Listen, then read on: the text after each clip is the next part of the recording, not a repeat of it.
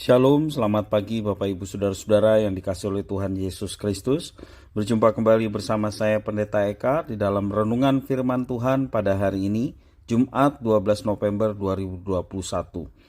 Sukacita dan damai sejahtera dari Tuhan Yesus Kristus kiranya terus menyertai kehidupan Bapak Ibu Saudara sekalian yang pastinya mendatangkan kebahagiaan. Puji nama Tuhan. Sampai pada pembacaan kita hari ini, yakni di dalam Ester pasal yang ketiga. Kiranya firman Tuhan memberkati kita sekalian. Sebelum kita akan merenungkan bagian firman yang kita baca hari ini, mari kita akan berdoa bersama. Tuhan Allah Bapa di surga yang kami puja sembah dalam nama Tuhan Yesus, kami sungguh bersyukur dan berterima kasih untuk setiap kasih dan kebaikan Tuhan yang boleh kami alami dari hari ke hari sampai pagi hari ini. Kami masih dipercayakan kehidupan semua karena anugerah-Mu. Karena itu kami mau mengisi kehidupan kami, mengisi hati dan pikiran kami dengan kebenaran firman Tuhan yang menjadi landasan dalam hidup kami untuk kami dapat jalani seperti yang Tuhan inginkan. Tuhan mampukan kami untuk dapat memahami apa yang Kau maksudkan. Kau juga menolong untuk kami dapat terapkan dari segenap firman yang boleh kami renungkan dalam kehidupan kami setiap hari. Terima kasih Bapa, terpujilah nama-Mu, demi nama Tuhan Yesus kami berdoa. Amin. Bapak Ibu Saudara-saudara yang dikasihi oleh Tuhan, kita meyakini selain daripada kedaulatan Tuhan yang mengatur segala sesuatu, bahkan orang-orang yang tidak percaya pun dalam kedaulatan Tuhan, sehingga mereka pun bisa diatur dan dikendalikan oleh Tuhan. Bapak Ibu Saudara-saudara, dalam ilmu sosial politik, kekuasaan dipahami sebagai kemampuan untuk mempengaruhi dan mengendalikan perilaku manusia. Karena itu kuasa perlu didampingi oleh pengetahuan yang benar dan kebijaksanaan Tuhan agar tidak disalahgunakan. Kalau seseorang yang memiliki kekuasaan tidak dibekali dirinya dengan sikap takut akan Tuhan, maka ia akan dikuasai oleh kekuasaan yang dimilikinya. Kalau kita perhatikan di dalam teks yang kita baca, Ester pasal yang ketiga, ketika Haman mendapatkan kepercayaan Raja Persia, yakni Raja Ahasveros, dia merasa harus dihormati semua orang. Jadi diberi kepercayaan ngelunjak gitu ya. Ingin selalu dihormati oleh semua orang, bahkan seluruh rakyat yang ada di Persia. Bukan hanya itu saja, ia menuntut setiap orang ketika berjumpa dengan dia harus berlutut dan sujud di hadapannya. Namun Alkitab mencatat bahwa Mordekai tidak memperdulikan apa yang diminta oleh Haman. Ya. Mordekai tidak terlalu memperdulikan dengan peraturan itu, sebab baginya hanya Tuhan Allah Israel saja yang patut dipuji dan disembah. Mari kita lihat di dalam ayat yang ketiga dan keempat, firman Tuhan demikian. Maka para pegawai raja yang di pintu gerbang istana raja berkata kepada Mordekai, "Mengapa engkau melanggar perintah raja?" Setelah mereka menegur dia berhari-hari dengan tidak didengarkannya juga, maka hal itu diberitahukan merekalah kepada Haman untuk melihat apakah sikap Mordekai itu dapat tetap, sebab ia telah menceritakan kepada mereka bahwa ia orang Yahudi. Sikap Mordekai dibaca oleh Haman sebagai tindakan yang membangkang. Dalam diri Haman, sakit hati dan kemarahan berubah menjadi kebencian untuk membunuh Mordekai. Ternyata kebencian itu menguasai akal sehat Haman.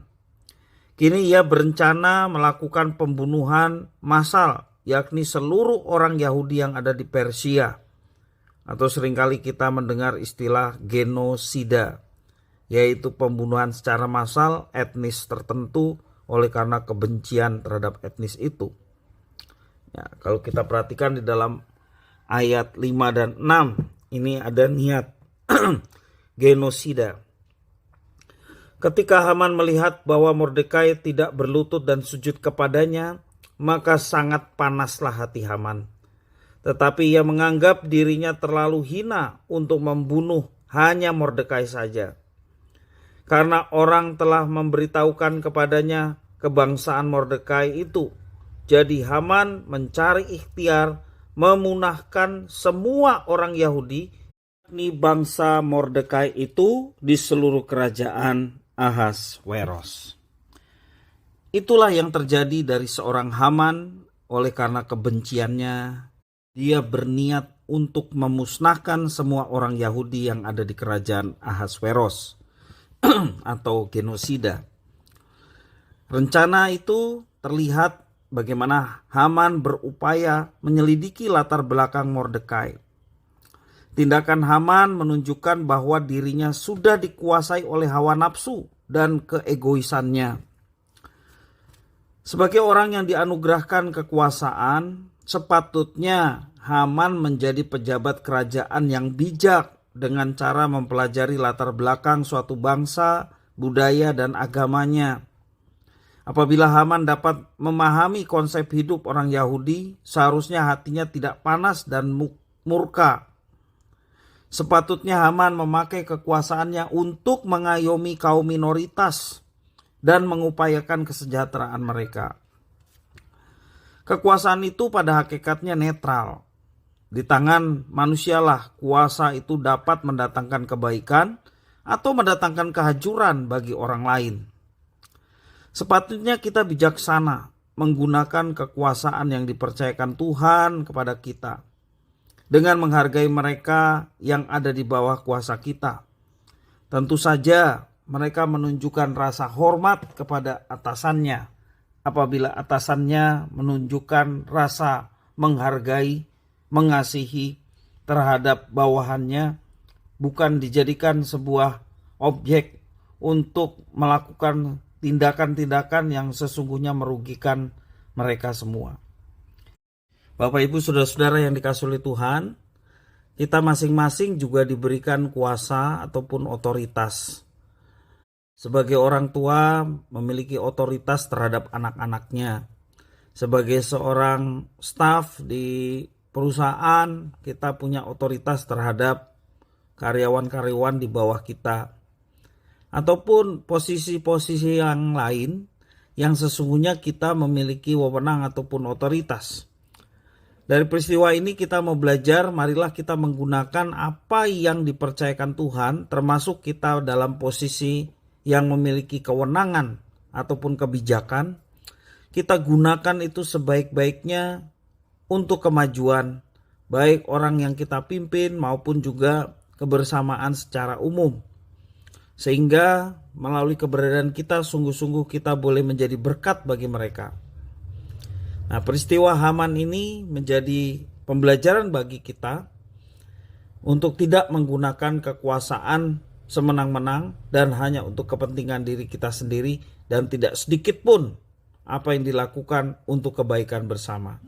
Janganlah kita meniru apa yang dilakukan oleh Haman, karena itu sangat berbahaya.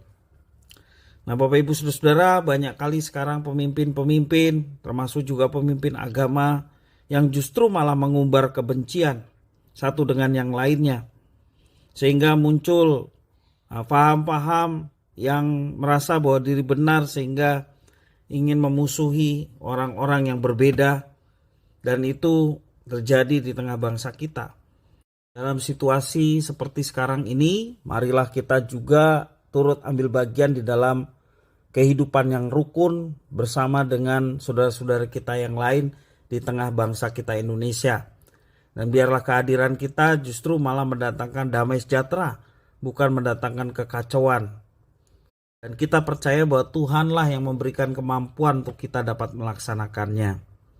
Biarlah firman Tuhan ini boleh memberkati kita sekalian. Mari kita akan berdoa. Terima kasih ya Tuhan atas firman-Mu. Kami mohon Kau yang mampukan kami untuk kami dapat menerapkan dalam kehidupan kami sehari-hari.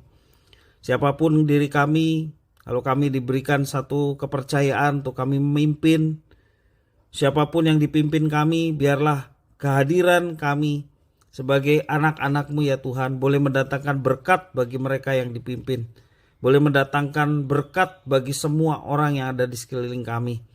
Karena kami tahu bahwa Tuhan menebus kami sesungguhnya untuk menjadi pemimpin, khususnya bagi mereka yang tersesat, untuk mereka bisa mengenal pribadi Tuhan yang baik di dalam Yesus Kristus yang menyelamatkan. Karena itu Tuhan, biarlah Tuhan memberkati setiap umat Tuhan dengan hikmat yang daripadamu saja, sehingga kami dapat menjalani semuanya itu dengan baik untuk hormat kemuliaan nama Tuhan dan menjadi berkat bagi sesama. Terima kasih Bapa, terpujilah atas firman-Mu. Demi nama Tuhan Yesus kami berdoa dan bersyukur. Haleluya. Amin.